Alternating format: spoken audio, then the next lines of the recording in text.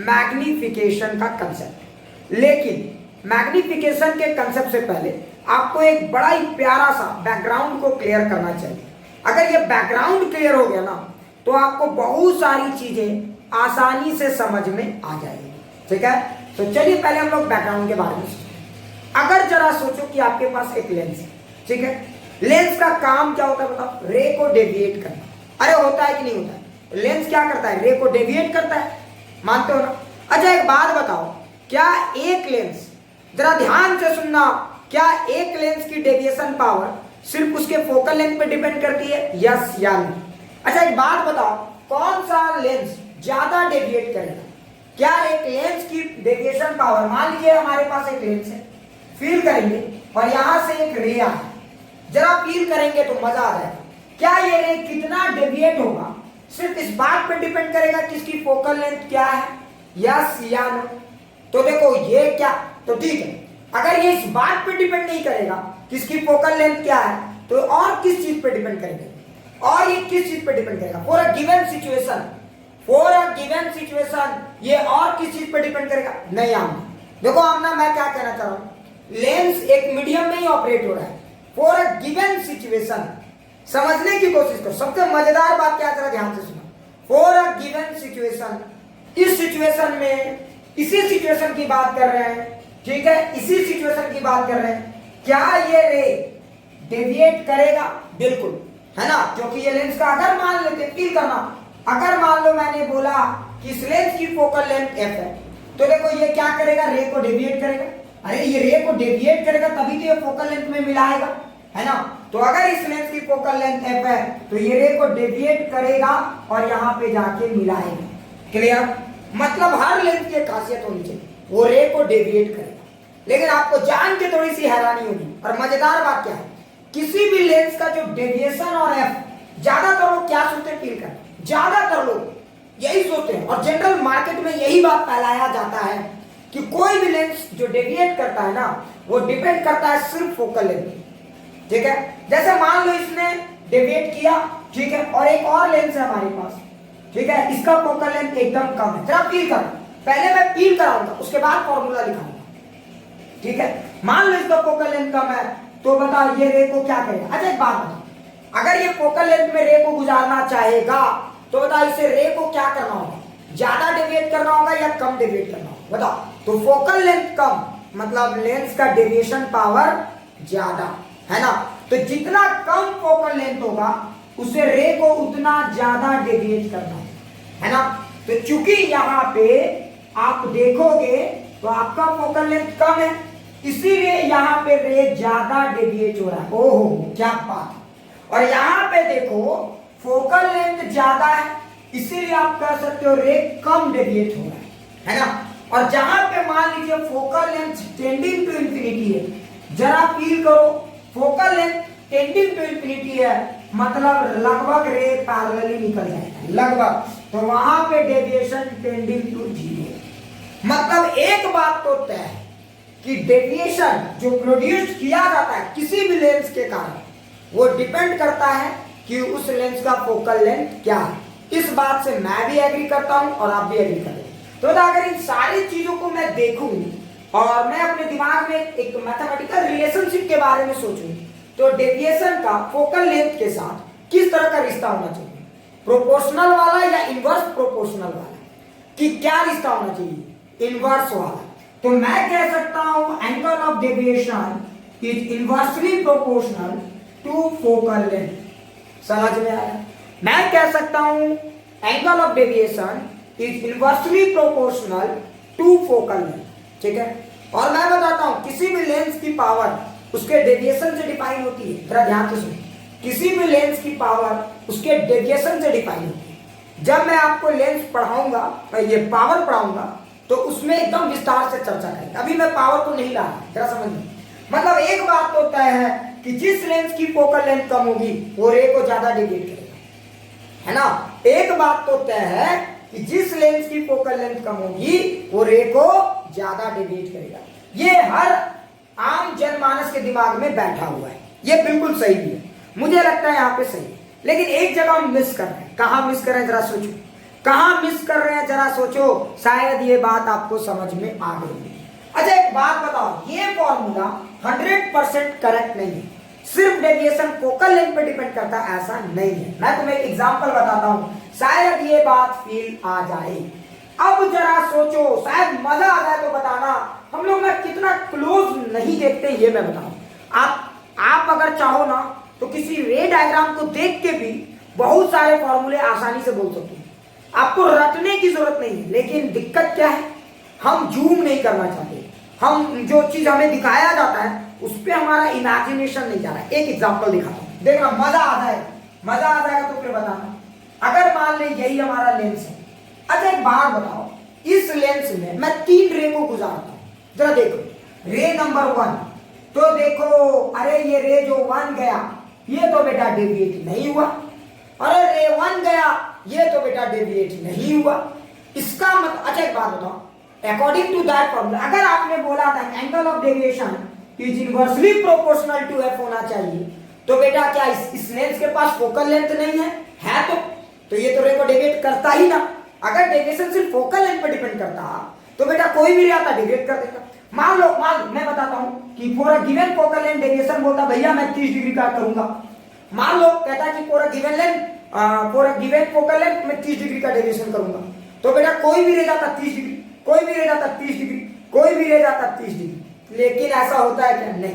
देखो बेटा इस रे को तो इसने डेविएट ही नहीं किया है ना, जबकि ये क्या इस लेंस के पास फोकल लेंथ नहीं है समझो। देखना मजेदार बात, क्या ध्यान से सुनो, मजा आ जाएगा। अच्छा अगर आपका एक रे यहां से है और एक और रे ऊपर से है, तुम ध्यान से देखो, ये भी तो डेविएट होके फोकल लेंथ से ही गुजरा, ये भी तो डेविएट होके फोकल लेंथ से ही गुजरा। अच्छा एक बात बताओ, रे 1, रे 2, रे 3, बताओ तीनों तो एक ही लेंथ से गुजरे हैं ना, तीनों तो एक लेंथ से ही गए हैं ना। लेकिन तुम एक बात बताओ, सबसे ज्यादा डेविएशन किसमें हुआ? सबसे ज्यादा डेविएशन किसमें हुआ? 3 में हुआ। इसका मतलब ये हुआ कि सिर्फ फोकल लेंथ रे के डेविएशन को डिटरमाइन नहीं करता, ये इस बात पे भी डिपेंड करता है कि रे जो है वो प्रिंसिपल एक्सिस से किस हाइट पे आ रहा है। देखो जो जितना ज्यादा हाइट पे जा रहा है उसमें उतना ज्यादा डेविएशन प्रोड्यूस हो रहा है। क्या ये बातें कुछ समझ में आई? क्या ये बातें कुछ समझ में आई या नहीं आई? समझ में आ गया ना? कुछ लोग बोलेंगे सर इसका मैग्निफिकेशन से क्या लिंक है? मैं बताऊंगा इसका मैग्निफिकेशन से क्या लिंक, यही तो खासियत है बेटा, लिंक कर दूंगा मैं। देखना तुम्हें फिर इतना मजा आएगा ना, तुम सोच नहीं सकते कि ऑप्टिक्स को ऐसे भी समझा जा सकता है। क्लियर? आज अब तुम लोग ने हाँ सर ये बात तो फील आई, तो तुम जरा ध्यान से देखो, तो एंगल ऑफ डेविएशन जो होता है आप कह सकते हो सिर्फ एफ पे डिपेंड नहीं करता, वो डिपेंड करता है एच पे भी, ठीक है। और एच ये वाली हाइट, क्या ये बात सबको समझ में आ गई? एच ये वाली हाइट है, समझने की कोशिश करो, ये फॉर्मूला है। देखो एक बात बताओ, ये जो फॉर्मूला मैंने डिराइव किया लॉजिकली, मतलब मैंने इसमें कोई मैथमेटिकल इंटरप्रिटेशन नहीं डाला, मैं इसको मैथमेटिकली भी प्रूव करके दिखाऊंगा, सो चिंता नहीं करना है, ठीक है। मैं मैथमेटिकली भी प्रूव करूंगा, लेकिन पहले लॉजिकली मैंने प्रूव कर दिया। अब तुम जरा ध्यान से देखो, अच्छा इसको हम लोग अगर फील करना चाहे तो क्या ये सही है या नहीं? तो देखो अच्छा एक बात बताओ, यहां तो सब लोग बोलेंगे सर देखो जरा फील करो ये सही भी है, सोचो कैसे। देखो जितना ज्यादा हाइट होगा एंगल ऑफ डेविएशन उतना ज्यादा होगा, तो एंगल ऑफ डेविएशन एफ पे भी डिपेंड करता है, एच पे भी। अगर सोचो कोई भी लेंस है, फील करना मजा आ जाएगा, चाहे कोई भी लेंस है, ज्यादा फोकल लेंथ है f1 बहुत ज्यादा है, या एक लेंस है f2 जिसका बहुत कम है, कुछ भी हो बेटा, अगर रे समझ में आ रहा है ना, बीचों बीच जा रहा है, पोल से गुजर रहा है, तो वो रे डेविएट नहीं होने वाला है। अगर कोई रे बीचों बीच गुजर रहा है, फोकल लेंथ कुछ भी हो बेटा, एच ही 0 हो गया ना, एच ही 0 हो गया ना, मतलब रे अनडेविएटेड जाएगा। क्लियर? इसी कारण से खास करके वो रे जो फोकल लेंथ से गुजरते हैं वो सबसे यूनिक माने जाते हैं, सॉरी पोल से जो गुजरते हैं, वो रे जो पोल से गुजरते हैं वो सबसे यूनिक माने जाते हैं मैग्निफिकेशन। कुछ लोग बोलेंगे सर ऐसा क्या खास बात है, डोंट टेक टेंशन, अभी फील कराऊंगा। ये रे अनडेविएटेड जाते हैं। अच्छा कुछ लोग मेरे दिमाग में एक और सवाल पूछ सकते हैं कि सर क्या लॉजिकली आप बता सकते हैं कि ये रे अनडेविएटेड क्यों गया, ऊपर वाला रे ज्यादा डेविएट क्यों हुआ? और कोई तरीका है लॉजिकली समझने का? ये तो ठीक है आपने देख के बता दिया, क्या आप इसको जस्टिफाई कर पाएंगे कि ये वाला रे डेविएट क्यों नहीं हुआ, ये वाला रे थोड़ा कम डेविएट हुआ, ये वाला रे थोड़ा ज्यादा डेविएट हुआ? बिल्कुल आमना। अगर तुम लोग बहुत ध्यान से देखो तो ये वाला रे नॉर्मल इंसिडेंस कर रहा है, बात समझो, और ये वाला रे नॉर्मल इंसिडेंस नहीं कर रहा है। लेकिन एक और तरीके से समझ सकते हो, अगर आप इस लेंस को देखो, इसके बारे में जब मैं प्रिज्म पढ़ाऊंगा पूरा डिटेल से बताऊंगा। अगर आप इस लेंस को देखो तो आप इस लेंस को टुकड़ों में तोड़ के देखो, मजा आ जाएगा। अगर आप इस लेंस को देखोगे तो ये लेंस इस तरह से देखो, आप इस लेंस के इस टुकड़े को जूम करके देखो, ऐसा दिखेगा। फिर अगला टुकड़ा को देखोगे ऐसा दिखेगा, फिर और अगला टुकड़ा को देखोगे ऐसा दिखेगा। कुछ कुछ बातें समझ पाए? नीचे वाले टुकड़ों को देखोगे ऐसा दिखेगा। क्या ये बात समझ में आए? मतलब आप ऐसा कह सकते हो कि अगर इस लेंस को थोड़ा सा जूम बराबर जूम करोगे तो तुम्हें पता है ये वाला पार्ट ग्लास स्लैब दिखेगा। क्या ये बात समझ में आया? ये वाला पार्ट क्या दिखेगा? ग्लास स्लैब जैसा, बहुत पतला सा ग्लास स्लैब दिखेगा। समझने की कोशिश करो। तो तुम भी जानते हो ग्लास स्लैब में रे डेविएट नहीं होती। क्लियर? ग्लास स्लैब में रे डेविएट नहीं होती। उसके बाद वाला एक प्रिज्म का सेक्शन है, तो ये प्रिज्म और ये प्रिज्म थोड़ा अलग है, इनका प्रिज्मेटिक एंगल अलग है। समझ में आ रहा है ना? तो इसके बारे में हम विस्तार से चर्चा प्रिज्म में करेंगे। आप याद खाली रखना, आप याद रखना, लेकिन आपको थोड़ा थोड़ा फील आने लग गया होगा कि मैं कहना चाहता हूं। तो जब यहां से ये जाएगा तो ये थोड़ा कम डेविएट करेगा, जब यहां से जाएगा तो ये प्रिज्म थोड़ा सा ज्यादा डेविएट करेगा। समझ में आ रहा है ना? एंगल ऑफ इमर्जेंस याद करो, याद करो, angle of incidence, angle of emergence, her prism का प्रिज्मेटिक एंगल के साथ बदलता है। याद आ रहा है? याद आ रहा है कि नहीं? मतलब अगर एक लेंस को आप देखोगे ना तो बहुत सारे ग्लास स्लैब और बहुत सारे प्रिज्म से बना है, डिफरेंट डिफरेंट एंगल के प्रिज्म। क्लियर? और हर प्रिज्म अलग अलग तरह से डेविएशन मार रहा है। क्लियर? क्या ये बातें फील आ गई? क्या ये बातें फील आ गई? बोलो एकदम अच्छे से फील आ गया? प्लीज एक बार यस सर बोल दो। क्या ये बात एकदम बेहतरीन तरीके से फील आ गई? लॉजिकली फील आ गया मैं क्या कहना चाहता हूं? बहुत अच्छा।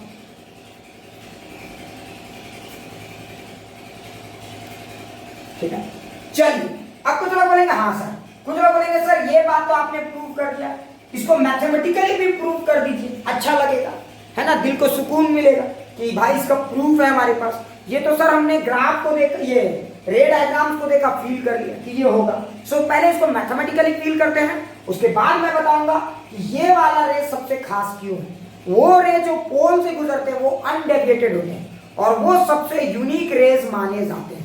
ऐसा क्यों, इसके बाद बताऊं। तो क्या पहले थोड़ा सा मैथमेटिकल प्रूफ कर ले? क्या मैथमेटिकल प्रूफ कर ले या पहले उस रे के बारे में समझ ले? पहले मैथमेटिकल प्रूफ करो। क्यों? क्योंकि उस रे के ही से ही तो कहानी स्टार्ट होगी, उस रे से ही तो सारी कहानी स्टार्ट होगी। तो पहले थोड़ा सा एक मैथमेटिकल प्रूफ कर लेता हूं, उसके बाद हम लोग उस रे को पकड़ के चलेंगे। ठीक है? और याद रखना, उस रे को जिसने समझ लिया वो टेलीस्कोप, माइक्रोस्कोप तुरंत समझ लेगा। उस रे को जिसने समझ लिया वो सब कुछ समझ सकता है। इसलिए उस रे पे बहुत फोकस करना है, बहुत फोकस। उस रे को एकदम जूम करके सोचना है, जूम करके उस रे के बारे में सोचना। ठीक है? चलो पहले एक छोटा सा फॉर्मल सा मैथमेटिकल प्रूफ मैं कर देता हूं, जरा ध्यान से। मान लीजिए कि हमारे पास एक लेंस है, ठीक है, और ये हमारे पास एक ऑब्जेक्ट है। अच्छा जरा सोचिए, अगर ये ऑब्जेक्ट है तो यहां से एक रे निकलेंगे या लाखों? एक बात बताओ, यहां से एक रे निकलेगा या लाखों? हाँ, यहां से एक या लाखों? अरे बेवकूफों, करोड़ों निकलेंगे, है ना? तो यहां से बहुत सारे रे निकलेंगे। तो मैं समझने के लिए सिर्फ एक रे बना रहा हूं, मैं पिक्चर को समझने के लिए सिर्फ एक रे बना रहा हूं। तो बताओ कम से कम तो दो रे की जरूरत है, तो दूसरा रे कहां है बताओ? एक रे मैं पिक्चर को समझने के लिए बना रहा हूं, दूसरा रे कहां है बताओ? हाँ, कोई भी पिक्चर को कंप्लीट करना है तो दो रे की जरूरत पड़ती है। तो एक रे बेटा समझ में आ रहा है ना, एक्सिस से में है। हाँ, तो देखो ये रे गया। अच्छा देखो ये रे जो है ना h हाइट पे आया, लेंस के h हाइट पे आया। लेंस बोला रहे तू कहां जा रहा है? बस चलो उधर। तो ये तो कन्वर्जिंग लेंस है, ये थोड़ी इसको डाइवर्स करना चाहेगा। बोला चल चल चल उधर जा, उधर जा, सब तुम्हारा दोस्त लोग उधर जा रहे हैं, तू भी जा। तो इसने क्या किया? इसको कन्वर्ज कर दिया, है ना? और इसने जो कन्वर्ज किया इसी को आप कहो एंगल ऑफ डेविएशन। देखो ये रे जाता है ऐसे, लेकिन because of the presence of that lens ये रे इधर की तरफ चला, and this is angle of deviation. ये आपका एंगल ऑफ डेविएशन हुआ जो इस लेंस ने प्रोड्यूस किया। इसको मानते हो कि नहीं? आज अगर अब मेरे दिमाग में एक सवाल आता है, अगर आपने इसको यू माना, इसको वी माना, जरा फील करें, आपने इसे यू माना, इसे वी माना, तो देखो अब सवाल ये कि सर एंगल ऑफ डेविएशन कितना होगा। तो एक बात बताओ, देखो ये आपका यू है ना, ये आपका इंसिडेंट रे है, ये आपका रिफ्रैक्टेड रे, ये आपका ऑब्जेक्ट है, ये आपका इमेज है, ठीक। अब जरा सोचो, तो मैं एंगल ऑफ डेविएशन निकालना चाहता हूं, तो कैसे निकालूंगा। तो देखो आप इसको अल्फा मान सकते हो कि नहीं, बताओ। मैं इसको अल्फा बोल सकता हूं क्या, मैं इसे अल्फा बोल सकता हूं। और जरा ध्यान से देखो, मैं इसे बीटा बोल सकता हूं। तो देखो ये जो लेंस ने जो डेविएशन प्रोड्यूस किया, वो कितना डेविएशन प्रोड्यूस किया, तो अल्फा प्लस बीटा, समझ गए है ना। मान लो ये प्रिंसिपल एक्सिस से अल्फा एंगल बना के ली और फिर प्रिंसिपल एक्सिस से बीटा एंगल बना के ली, है ना। तो देखो रे ने कितना डेविएट किया, अल्फा प्लस बीटा। क्या ये बात मिला कि ये वाला जो एंगल होगा इन दोनों के सम के बराबर होगा, क्लियर है ना। तो ये हो गया आपका एंगल ऑफ डेविएशन। तो exterior angle is sum of two opposite interior angles. तो देखो अल्फा प्लस बीटा। अच्छा, अगर ये आपका हो गया अल्फा प्लस बीटा, अब फील करना मैं अल्फा को क्या लिख सकता हूं। तो जरा याद करो, अल्फा याद है ना, तो याद करो ये सब सारे गेम छोटे एंगल्स के लिए चल रहे हैं। पैरेक्सियन याद आ रहा है कुछ, ये सब सारे गेम छोटे एंगल्स के लिए चल रहे हैं। तो आप अल्फा को साइन अल्फा मानो, टैन अल्फा मानो, कुछ भी मानो, सब सही है ना। तो जरा सोचो, मैं टैन अल्फा मान के चलता हूं, तो देखो ये क्या लिखूंगा, परपेंडिकुलर बाई बेस। तो अल्फा के जगह मैं लिखूंगा h बाई बेस, बेस को मैंने माइनस यू से लिख दिया। जरा ध्यान से देखो, परपेंडिकुलर बाई बेस, ये लेफ्ट साइड है तो मैंने माइनस यू से लिखा। क्या ये बात समझ में आ गई, क्या ये बात समझ में आ गई। तो h बाई माइनस यू, इस साइड माइनस है ना, अरे फील कर पाओ, समझ में आ रहा है मैं क्या कह रहा हूं। देखो h बाई बेस, तो h तो आपका पॉजिटिव, माइनस है ना। अच्छा, एक चीज और, यहाँ पे मैंने साइन क्यों यूज किया, क्योंकि ये पहली बार हो रही। याद करो, कोई भी डेरिवेशन में पहली बार जब आप डिराइव करते हो तो साइन यूज करते हो, और फिर लास्ट में साइन यूज सिर्फ एक बार नंबर गेम में कर सकते हो, बीच में साइन यूज नहीं करते जनरल डेरिवेशन। तो ये किसी से डिराइव होकर नहीं किया जा रहा है, बात समझो, ये खुद एक इंडिपेंडेंट डेरिवेशन चल रहा है, ये किसी डेरिवेशन का एक्सटेंडेड वर्जन नहीं है, ध्यान से देखने वाली। अच्छा, अब जरा सोचो, ये हो गया h और ये हो गया b, तो बीटा की जगह आप क्या लिखोगे, h बाई b। अगर आप h को कॉमन निकालोगे तो देखो क्या आएगा, 1 by B minus 1 by U. और जरा शानदार तरीके से देखो तो जानदार रिजल्ट आपके सामने है, 1 by B minus 1 by U lens का क्या कहलाता है, 1 by F. So angle of deviation is basically h by F. देखो ये फील भी आ गया होगा, मैं क्या कहना चाहता हूं, क्या ये फील आ गया, क्या ये फील आ गया। देखो तो angle of deviation is basically h by F, मतलब कोई भी लेंस, जरा फील करना, इसका मतलब क्या हुआ, इस स्टेटमेंट का मतलब ये हुआ कि कोई भी लेंस जो रे को डेविएट करता है वो सिर्फ इस बात पे डिपेंड नहीं करता कि उस लेंस की फोकल लेंथ क्या होगी, वो इस बात पे भी डिपेंड करता है कि रे लेंस में कहां से गुजरने की कोशिश कर रहा है। क्लियर, क्या ये बातें फील आ गई, पूरा एकदम जम के समझ में आ गया। तो एक बार यस सर बोलो, अब कहानी को आगे बढ़ाएं। अगर जम के समझ में आ गया तो एक बार यस सर बोलो, कहानी को आगे बढ़ाएं। ठीक है, हाँ। अब अगला पार्ट मैं आपको और डिटेल से बताता हूं, ठीक है। अभी मैंने क्या बताया कि जो एंगल ऑफ डेविएशन होता है वो होता है हमारा h बाई एफ, मैंने यही बताया। अब जरा तुम जरा ध्यान से देखो, इसका मतलब ये हुआ कि जब कभी भी कोई भी रे यहां से, जब फील करना, कोई भी रे लेंस से गुजरेगा तो डेविएट तो होता है, लेकिन हर रे डेविएट होता है ऐसा नहीं। एक रे इसमें से ऐसा है जो अनडेविएटेड जाएगा, है ना। लेंस कितना भी फोकल लेंथ का हो कोई फर्क नहीं पड़ता, और वो रे कौन सा होगा, तो वैसा रे जिसका h की वैल्यू 0 हो। इसका मतलब ये हुआ कि जो रे पोल से पास करेगा, जो रे पोल से पास करेगा वो अनडेविएटेड जाएगा। क्या ये बात समझ, और सिर्फ वही रे जो पोल से पास करेगा वही अनडेविएटेड जाएगा ऐसा नहीं, समझ में आ रहा है। जो मतलब पोल से पास करेगा वो तो जाएगा ही जाएगा, लेकिन सिर्फ वही रे जो एक्सिस से गुजरेगा वही अनडेविएटेड होगा ऐसा नहीं। जरा ध्यान से देखो, एक और ड्राइंग में बनाता हूं, जरा सोचो, एक रे ऐसे गया, फील करना, अगर एक रे ऐसे गया तो बताओ इसमें कितनी डेविएशन प्रोड्यूस होगी। तो इसके लिए भी तो h की वैल्यू 0 है, अरे जरा ध्यान से देखो, इसके लिए भी तो एच की वैल्यू 0 है, मतलब ये रे भी डेविएट नहीं हुई तो ये रे भी सीधी गुजरेगी। क्या ये बात फील आया? ये रे भी सीधी गुजरने वाली है। मतलब बस इतना समझिए कि जो रे पोल से गुजरेगा, चाहे वो पैरेलल गुजरे, एक्सिस के साथ होकर गुजरे या फिर डायरेक्ट ऐसे गुजरे, ये कभी भी डेविएट होने वाले नहीं। इसीलिए इन रेस का एक बड़ा ही अलग सा इंपॉर्टेंस है। ये रे बड़े इंपॉर्टेंट रोल प्ले करते हैं रे डायग्राम से। क्यों, जरा समझाता हूं। एक दो बेसिक एग्जांपल से आपको पूरा गेम समझाता हूं। जैसे एग्जांपल के तौर पे आप लोग अब जरा फील करना, अगर आपको किसी ने कहा, जरा फील करना, अगर आपको किसी ने कहा कि ठीक है, देखिए जरा सुनिएगा, मजा आ जाए। अगर किसी ने कहा कि एक हमारा ऑब्जेक्ट यहाँ है, ठीक है, ये एफ है हमारा और ये हमारा 2f है, यानी कि डबल ऑफ फोकल है, तो मुझे इतना तो आइडिया है कि यहाँ पे भी 2f पे ही इमेज बनेगा। मुझे ये आइडिया जरूर है ना, तो ये थोड़ा ज्यादा हो गया, मुझे ये आइडिया जरूर है। लेकिन अगर मैं रे डायग्राम ड्रॉ करूं तो कैसा होना चाहिए, दिखाता हूं।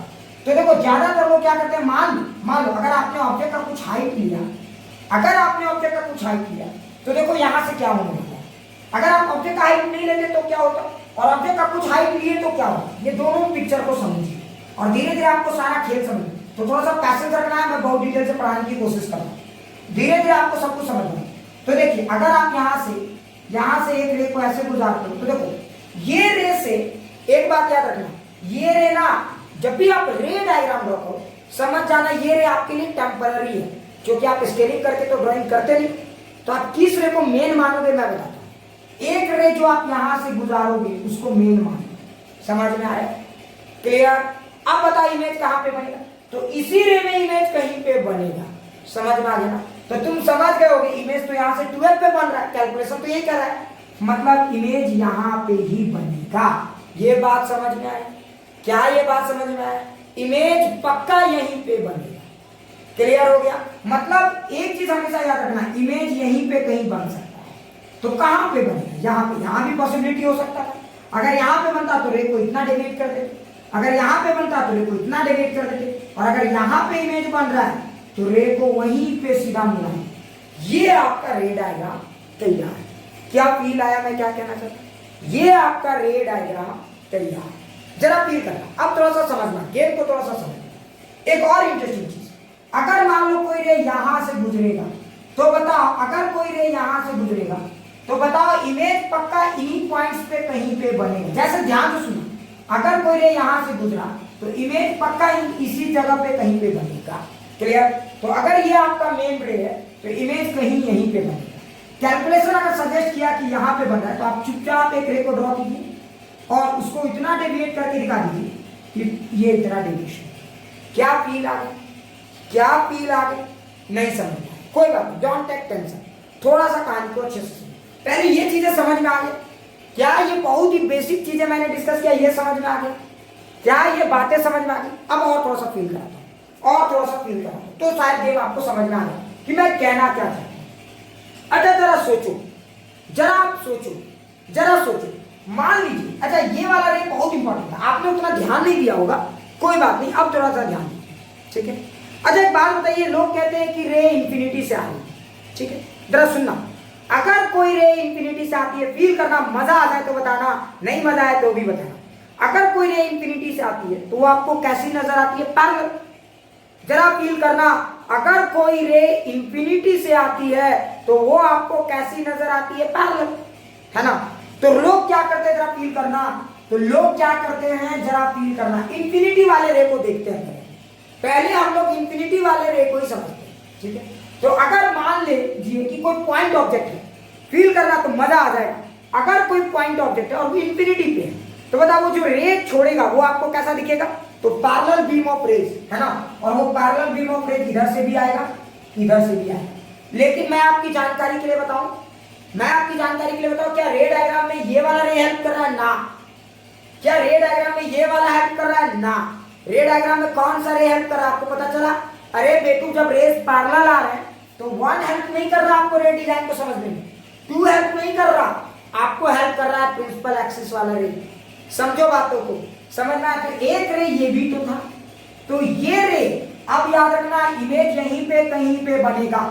जरा ध्यान से सुनना, लिखना मत। इमेज यहीं पे कहीं बनेगा, आप जानते हो चूंकि इंफिनिटी है तो फोकस पे ही बनेगा, तो इमेज ये इस फोकस पे बनेगा, इमेज इस फोकस पे बनेगा, तो याद रखना इस रे पे इमेज बनेगा। हाँ अब ये सब खाना पूर्ति कर दो कि ये बेटा ऐसे जाके मिलेगी।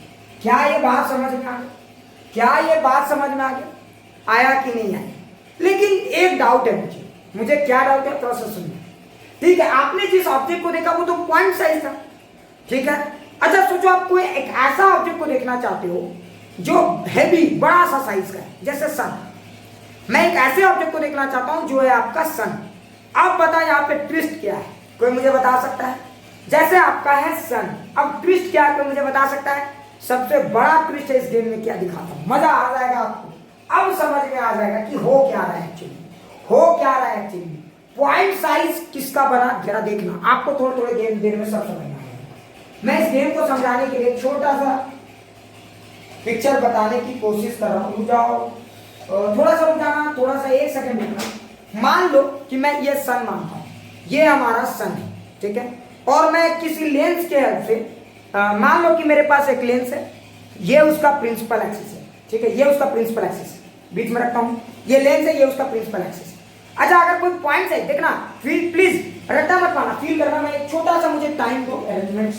हाँ तो फिर मैं एक साथ पहले से बताऊँ, अरेंजमेंट भी करके नहीं रखते, बड़ी मारेंगे बेटा। ये सब टॉपिक पढ़ाते ही समय पता चलता है कि किन चीजों की जरूरत कब पड़ सकती। देखो मान लो एक पॉइंट है जो एकदम छोटा सा, तो देखो प्रिंसिपल एक्सिस समझ लो बहुत बड़ा है, समझने के लिए इसको मैंने छोटा बनाया। तो बता जब आप लेंस को सेट करते हो तो देखो लेंस का, तो देखो हमेशा आप जो सेटिंग करते हो ना, तो ये पॉइंट साइज ऑब्जेक्ट के साथ ही प्रिंसिपल एक्सिस को मिलाते हो। लेंस की जब भी सेटिंग करते हो पॉइंट साइज ऑब्जेक्ट के साथ ही मिलाते हो, बात समझो।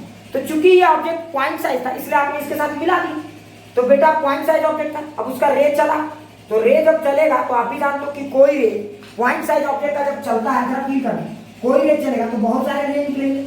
लेकिन चूंकि ये रे इतने दूर है, याद करो इलेक्ट्रिक फील्ड, अगर ये बहुत दूर से आ रहे हैं तो ये रे लगभग आपको फिर क्या नजर आने लगेंगे, ये रे आपको लगभग, और आप जो पार्ट को देखोगे सिर्फ ये वाला पार्ट को देखोगे तो ये रे आपको लगभग पैरेलल नजर आने लगेंगे। बात तो समझिए, बात तो समझिए। अब क्या खास बात, तो आपका ये जो लेंस है सिर्फ किस रे को देखो, यहां से 3 रे चला, जरा फील करना, 3 रे चला, तीनों यहीं से आ रहा है लेकिन ये तीनों अलग अलग जगह पे टकरा रहे हैं और इतने दूर से आ रहे हैं कि आपके लेंस को ये पैरेलल रेज नजर आए। तो देखो आपका जो पॉइंट है, इस लेंस का जो पॉइंट है, देखो पोल, और इस ऑब्जेक्ट का ये मिलाया गया है, प्रिंसिपल एक्सिस के साथ मिलाया गया है। समझ गए होगे मैं क्या कह रहा हूं। अब जरा थोड़ा ठहर, मान लो मेरे पास एक बड़ा सा हैवी ऑब्जेक्ट आ गया सन। अब मैं क्या करूंगा, सन का तो कोई पॉइंट साइज होता नहीं है, गेम में ट्विस्ट तो यहां आती है। तो बताओ उस समय मैं प्रिंसिपल एक्सिस कैसे रखूंगा। तो मान लो ये मेरा सन है, ठीक है, मैं सन की इमेज को देखना चाहता हूं। समझाने के लिए देखो ये पॉइंट्स आपको दिख रहे होंगे, ये वाले है ना। तो मान लो मेरा सन है, तो बताओ मैं प्रिंसिपल एक्सिस ऑफ लेंस का मिलाऊंगा तो किसके साथ, सन के सेंटर के साथ मिलाऊंगा। जरा फील करना, मैं अपना प्रिंसिपल एक्सिस किसके साथ मिलाऊंगा, सन के सेंटर के साथ या सन के एजेस के साथ। अब समझो, अब मैं अपना ये चूंकि हम जिस ऑब्जेक्ट को देख रहे थे वो पॉइंट साइज मान के चल रहे थे, लेकिन अगर हम बहुत बड़े ऑब्जेक्ट को देखने लगे और हमने टेलीस्कोप सन की तरफ फिट कर दिया, तो बताओ हम अपना टेलीस्कोप का जो पोल, जो प्रिंसिपल एक्सिस है, वो सन के किस जगह से मिलाएंगे, बताओ सेंटर से मिलाएंगे। बात समझ में आ रहा है, सन के सेंटर से मिलाएंगे।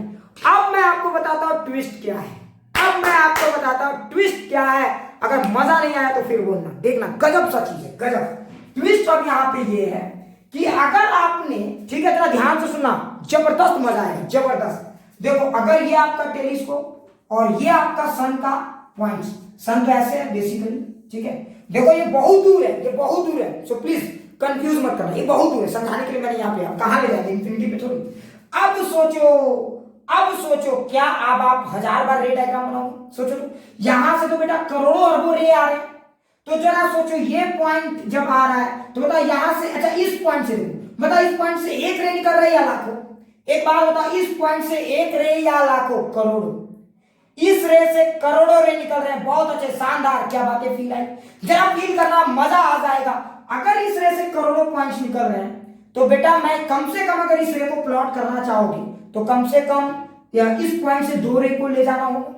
समझो बात, कम से कम 2 रे को ले जाना होगा, एक रे तो यही जाएगा। तो इतना तो तय है कि ये वाला पॉइंट अगर ये इंफिनिटी पे है तो बताओ इमेज कहां पे बनना है, इमेज कहां पे बनना है, फोकस पे ही बनना है।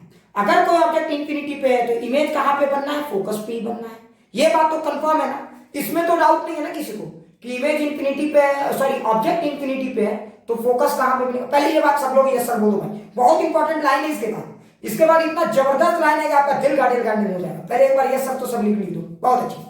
अब सोचो अगर आपका ऑब्जेक्ट यहां है तो इमेज तो इंफिनिटी पे, तो ठीक है ये वाला रे ने तो इमेज यहां पे बनाया, लेकिन जरा सोचो ये भी तो हमारा ऑब्जेक्ट है। अब बेटा ये इमेज कहां पे बनाएगा, ये तो इंफिनिटी पे है, फील करना, तो ये भी तो हमारा ऑब्जेक्ट है जो इंफिनिटी पे, तो ये इमेज कहां पे बनाएगा। मैं बताता हूं, जब मैं 10th में था ना तो मैं थोड़ा सा कंफ्यूज हो रहा था, मैं सोच रहा था ये फोकस पे ही बनाएगा, मैं ये सोच रहा था कि ये इमेज यहीं पे बनाएगा। सच ये नहीं है। मैंने देखो एक चीज याद रखना, अभी तक तुम्हें जो मैंने न्यूटन्स फॉर्मूला बताया, मिरर फॉर्मूला बताया, मैंने तुम्हें उसमें एक ही चीज बताया है कि वो सिर्फ ये दूरी और ये दूरी को मेजर करता है, मतलब यहां से फोकस वाली दूरी पे ही बनेगा। अब तुम सोचो तो इस लेंस से फोकस वाली दूरी ये है ना, तो ये भी फोकस वाली दूरी है, यहां भी फोकस वाली दूरी, यहां भी फोकस वाली दूरी, यहां भी और यहां भी और यहां भी। क्या बातें समझ में आई। मतलब ये हुआ कि एक लेंस से फोकस वाली दूरी, जरा सोचो अगर मान लो आपके पास ये लेंस है तो यहां से फोकस वाली दूरी, अगर सर्कुलर लेंस है तो सोचो फोकस वाली दूरी तो सब है ना, सब तो फोकस वाली दूरी है लेंस से, तो बेटा इमेज इस जगह पे कहीं भी बन सकता है। सब तो सेटिस्फाई कर रहे हैं न्यूटन्स फार्मूला। न्यूटन्स फार्मूला याद रखना, न्यूटन्स फार्मूला हाइट के बारे में तो अभी तक मैंने तुमसे डिस्कस किया नहीं कि मैग्निफिकेशन क्या है, मैंने सिर्फ बोला ऑब्जेक्ट दूरी और इमेज दूरी। तो याद रखना ऑब्जेक्ट दूरी इमेज दूरी, चाहे इमेज ऊपर बने या नीचे बने, दोनों के लिए सेम होता है। जरा फील करें प्लीज, रट्टा मत मारे, इससे कुछ नहीं होना जाना है, जरा फील करें। अच्छा एक बात बताओ, अगर किसी ने एक ऑब्जेक्ट को यहां रखा और किसी ने एक ऑब्जेक्ट को यहां रखा, यू सेम है कि अलग है, पहले मुझे बताइए। अगर किसी ने ऑब्जेक्ट को यहां रखा और यहां रखा, यू दोनों के लिए सेम है कि अलग है, पहले ये मुझे बताइए। तो यू दोनों के लिए सेम है, बहुत अच्छे, शानदार। उसी तरह से ये यू तो इस लेंस के लिए इसका यू सेम है, तो भी सेम आएगा, भी सेम आएगा। तो क्या पॉइंट 1 और पॉइंट 2 एक ही जगह पे कन्वर्ज होगा? ऐसा नहीं है। पॉइंट 1 और पॉइंट 2 क्या एक ही जगह पे कन्वर्ज होगा? जिस तरह से यू में दो अलग अलग पॉइंट्स हैं कि नहीं, उसी तरह फोकस में भी तो दो अलग अलग पॉइंट्स हो सकते हैं। और जब आप फोकस में आप पॉइंट्स का सिलेक्शन करोगे तो इस सन के करोड़ों अरबों पॉइंट्स है ना, तो तुम अगर मान लो 1 का इमेज यहां पे बनेगा तो 2 का पता है। अच्छा एक बात बताओ, लॉजिक बताओ, 2 का इमेज कहां बनेगा, ऊपर या नीचे? सोच के बताओ, मजा आ जाएगा। 2 का इमेज कहां पे बनेगा, ऊपर या नीचे? 2 का इमेज नीचे बनेगा। इसको किसने बताया, इस बात को किसने कंफर्म किया कि नीचे बनेगा? समझ गए होगे, वो वाला रे जो पोल से चला था, याद करो, वो वाला रे जो पोल से चला था, याद आया? मतलब ये यहां पे बनेगा और ये यहां पे बनेगा। क्या ये बातें समझ में आ गई? क्या ये बातें समझ में आ गई? आई कि नहीं आई समझ में? आई कि नहीं आई समझ में? बोल, अभी थोड़ा सा रुकना। अच्छा एक बात बताओ, सन के पास अगर करोड़ों पॉइंट्स है, तो सन के पास अगर करोड़ों पॉइंट्स है और करोड़ों ऑब्जेक्ट्स हम मानेंगे, तो बताओ फोकल पॉइंट्स में क्या करोड़ों पॉइंट्स मिलेंगे? अगर आप उन करोड़ों पॉइंट्स का कलेक्शन करोगे तो वो एक प्लेन जैसा दिखेगा, अरे प्लेन जैसा दिखेगा, और इसे हम कहते हैं फोकल प्लेन। क्या कहते हैं? Focal plane. समझ में आया? मतलब अगर कोई ऑब्जेक्ट इंफिनिटी पे है तो उसकी इमेज फोकल प्लेन पे बनेगी। समझ में आ रहा है? मतलब अगर आप यहाँ पे देखोगे तो एक बात बताओ, सन यहाँ पे आपको जो दिख रहा है, यहाँ पे भी सन दिखेगा। समझ में आया? मतलब जिस लेंस के अंदर आप जो इमेज देखते हो ना, वो बेसिकली क्या है, वो जो सर्कुलर बिंदु देखते हो वो बेसिकली क्या है, सन का इमेज है। और मैं आपकी जानकारी के लिए बताऊं, सन का इमेज उल्टा दिखता है। मतलब जब आप ऐसे देखते हो तो जरा सोचो, अगर इधर जो पार्ट दिख रहा है ना, सन का अपर वाला पार्ट इधर है। समझ में? अगर सन आपके साथ इस तरह से कवर किए हुए है, फील करो, सन आपके ऊपर है, ओवरहेड है, तो सन का ये वाला पार्ट, सन का राइट वाला पार्ट आपको इधर दिखेगा और सन का इधर वाला पार्ट इधर दिखेगा। क्या बात समझ में आ रहा है मैं जो कहना चाहूँ? तो फील करने की चीज है। अब तुम सोचो, क्या यहाँ पे हजारों रे ड्रॉ करोगे? नहीं, यहाँ पे हजारों रे नहीं ड्रॉ करोगे। तो एक रे से भी आप गेम को समझ सकते हो। जरा सोचो, तो ये वाला रे जो चला, इसने इमेज यहाँ पे बनाया, ठीक है? तो ये वाला जो रे चलेगा, ये इमेज यहाँ पे बनाएगा, और ये वाला जो रे चलेगा, ये इमेज यहाँ पे बनाएगा। समझ में आ गया? तो देखो, इस तरह से आपको इमेज ऑफ सन दिखाई देगा, ये सन दिखाई देगा। क्या क्लियर हुआ? क्या क्लियर हुआ? कुछ बातें समझ में आई। लेकिन एक सेकेंड, ये वो मेन रे हैं जिनको हमने ड्रॉ किया है, लेकिन सच क्या है जरा ध्यान से सुनो। अच्छा एक बात बताओ, अगर तुम जरा ध्यान से सोचोगे तो यहां से एक रे आ रहा था, जरा सोचो इस पॉइंट से एक रे आ रहे थे या लाखों। अब अगर इसको और जूम करके देखोगे तो कैसा हुआ होगा, है ना, जरा फील करो। अगर तुम इसको और जूम करके देखोगे इस पिक्चर को तो जरा मजा लो, है ना। अगर मान लो ये वाला पॉइंट को जूम करते हैं 2 पॉइंट, तो देखो इसने तो इमेज यहाँ पे बनाया, लेकिन अगर आप चाहोगे कि नहीं हम इसका पूरा जूम वर्जन देखें तो पता है यहां से देखो ये तो बहुत दूर है ना, तो यहां से आपको इस तरह से पैरेलल रेज आते हुए दिखाई देंगे, इस तरह से पैरेलल रेज। क्लियर, ये पैरेलल रेज ऐसे आते हुए दिखाई देंगे। लेकिन जानना की जरूरत ये है कि बेटा ये डेविएट नहीं किया। लेकिन अब बताओ ये दोनों, ये जो रे 1 रे 2 रे 3, बताओ रे 1 और रे 3 किसके इशारे पे चल रहे हैं? कौन बताएगा कि कहां कन्वर्ज होना है? कौन बताएगा कि कहां कन्वर्ज होना है? तो रे 1 और रे 3 रे 2 के इशारे पे चल रहे हैं, समझ में आना। और सब बेटा सब वहीं जाके मिलेंगे, ये है इसका फर्दर एक्सटेंडेड वर्जन। लेकिन अब इतना अगर 3 रे यहां पे बनाएगा, 3 रे यहां बनाएगा, 3 रे यहां बनाएगा, तो बेटा आदमी पगला जाएगा। इसीलिए लोग क्या करते हैं, सिर्फ एक रे जो मेन रे है, समझ में आ रहा है, आपको सिर्फ पता चल जाना चाहिए कि इमेज कहां पे बन रहा है और मेन रे को ड्रॉ कर लेते हैं, उसी से पता चल जाता है कि इमेज कहां पे बनेगा। क्या ये बातें फील आ गई? क्या ये बातें फील आ गई? मस्त तरीके से समझ में आया मैं क्या कहना चाह रहा हूं? क्या ये बातें एकदम अच्छे से समझ में आ गई? सो प्लीज एक बार सारे लोग सुन लो। अब मैं तुम्हें एक और इंटरेस्टिंग चीज बताता हूं। जैसे देखना, अच्छा एक बात बताओ, जरा सोचो, इसका मतलब ये हुआ कि जो आप जो देखते हो वो, जैसे कुछ लोग होता है ना पेपर ऊपर चलाते हैं, वो जो कुछ लोग पेपर ऊपर चलाते हैं, याद है? हाँ, सन का रे को कंसंट्रेट करके पेपर चलाते हैं। अच्छा एक बात बताओ, पेपर जलाना किस लेंस से ज्यादा आसान है? बताओ, जिस लेंस का फोकल लेंथ कम है या जिस लेंस का फोकल लेंथ ज्यादा है? पेपर जलाना किस लेंस से ज्यादा आसान है? जिस लेंस का फोकल लेंथ, फिर से सुनो, पेपर जलाना किस लेंस से ज्यादा आसान है?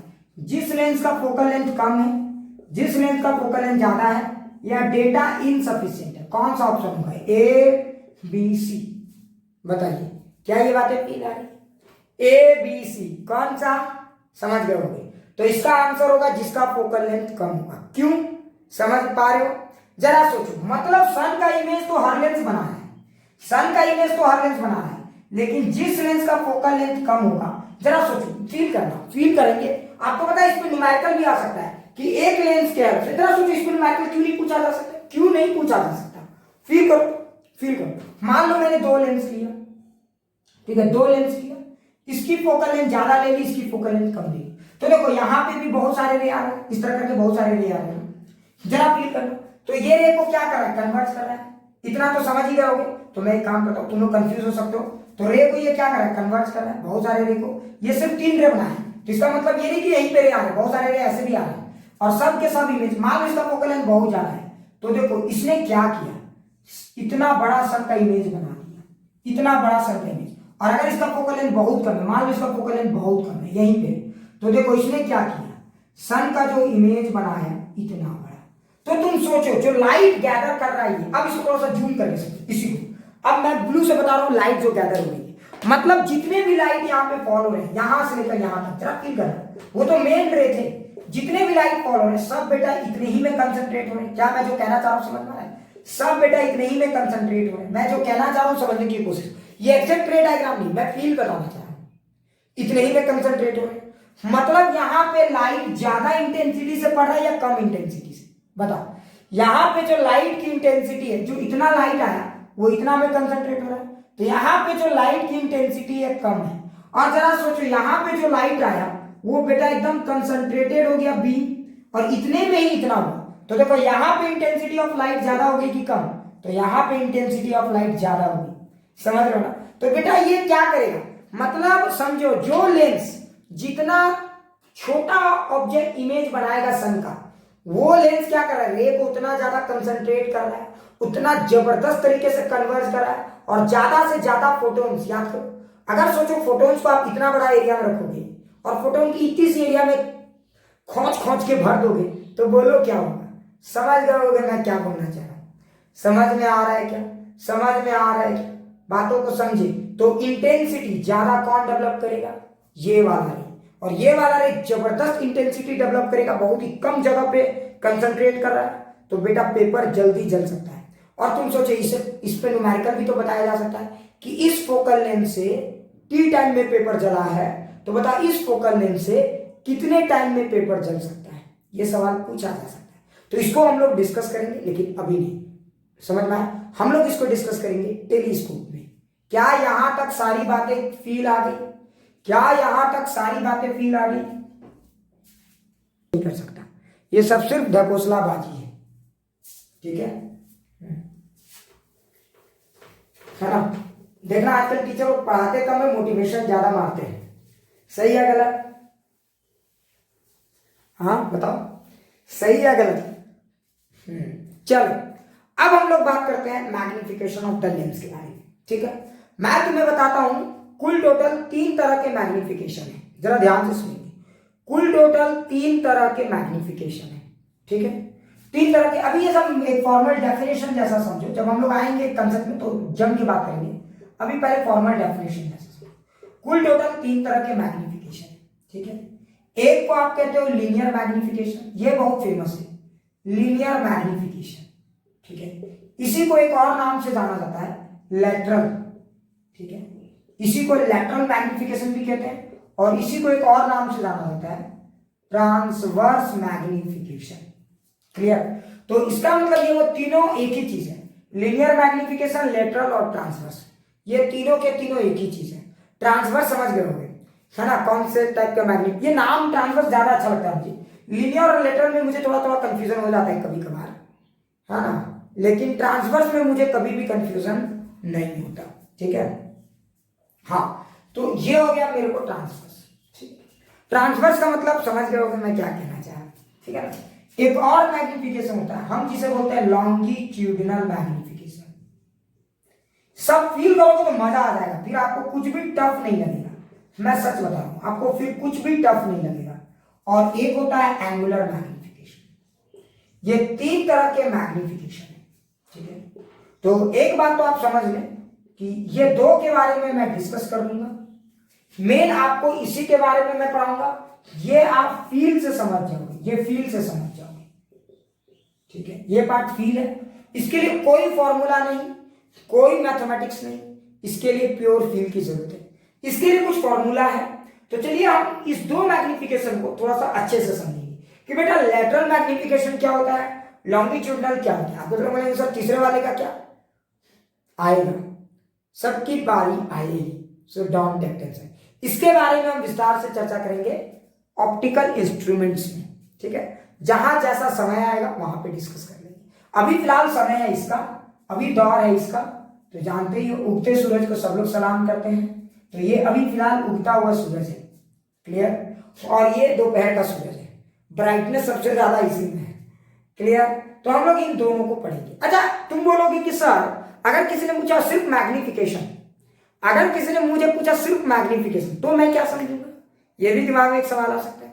अगर किसी ने आपसे पूछा सिर्फ मैग्निफिकेशन, तो एक चीज याद रखना, अगर किसी ने बोला कि how much magnification is produced by lens, तो सिर्फ आप इस मैग्निफिकेशन के बारे में सोचोगे, सिर्फ इस मैग्निफिकेशन के बारे में सोचोगे, लीनियर। अगर सिर्फ मैग्निफिकेशन बोला गया तो लीनियर मैग्निफिकेशन, क्लियर? तो चलिए अब मैं आपको फील कराता हूं कि ये 2 किस तरह के मैग्निफिकेशन। सो प्लीज चिंता मत करना, आपको एकदम आराम से समझाता हूं, और आप अगर ये गेम समझ गए ना तो आपको बहुत मजा आ जाएगा, बहुत मजा आएगा, ठीक है? अब तुम बोलोगे कि सर दोनों मैग्निफिकेशन को पैरेलल में समझाओ या सीरीज में समझाएं, बताओ कैसे समझाएं? दोनों मैग्निफिकेशन को पैरेलल में समझाएं या सीरीज में समझाएं?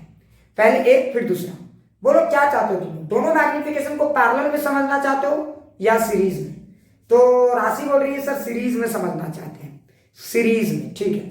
तो एक काम करते हैं बारी बारी से समझते हैं, लेकिन हाँ थोड़ा सा वर्ड को इसलिए लाना जरूरी है ताकि आपको ये फील आ पाए कि दोनों में बेसिक अंतर क्या है। इसलिए पहले हम लोग ये काम करते हैं पैरेलल वर्ड यूज करेंगे पैरेलल में, और सीरीज में कंसेप्ट को हम लोग डिस्कस करेंगे ताकि आपको एक क्लैरिटी हो पाए कि दोनों में बेसिक अंतर क्या है ना? जरा सोचना, फील करना। मान लीजिए हमारे पास लेंस है, समझिएगा इधर तो लेंस ही होना है, और हमारे पास एक ऑब्जेक्ट है, जरा फील करो। तो देखो अगर ये ऑब्जेक्ट है तो देखो एक्सिस के साथ, देखो एक्सिस के साथ इस ऑब्जेक्ट की हाइट क्या है? इस ऑब्जेक्ट की जो हाइट आपने मानी है वो क्या मानी है? ट्रांसवर्स टू द एक्सिस है। देखो ऑब्जेक्ट कैसे रखा गया है? Transverse to the axis. तो मान लो ये मार्कर को मैं ऐसे रखता हूं, ट्रांसवर्स टू द एक्सिस। तो एक बात बताओ, यहाँ पे u की वैल्यू बदल रही है सेम? बताओ ऑब्जेक्ट में u की वैल्यू कांस्टेंट है या बदल रही है? तो ऑब्जेक्ट की वैल्यू सेम है, कांस्टेंट है, बहुत अच्छे। तो ऑब्जेक्ट की वैल्यू सेम है, समझ में? तो जब आप किसी ऑब्जेक्ट को इस तरह से रखते हो कि u की वैल्यू सेम है, तो एक बात बताओ, अगर u की वैल्यू सेम है तो बताओ v की वैल्यू, जो इमेज आएगा उसमें v की वैल्यू, देखो इस ऑब्जेक्ट के हर पॉइंट्स को एनालाइज करो, point A, point B, point C, है ना? इस ऑब्जेक्ट का हर पॉइंट को देखो, ए बी सी सब सेम यू पे है, तो बता सब की जो इमेज बनेगी सेम वी पे बनेगी या अलग अलग वी पे? बता, सेम वी पे या अलग अलग वी पे? तो सबकी इमेज सेम वी पे बनेगी, मतलब जो इधर बनेगा सब इधर बनेगा, सेम वी पे बनेगा। क्लियर? लेकिन एक बात मुझे बताइए, फिर सवाल उठा जी कैसा, ये तो समझिए।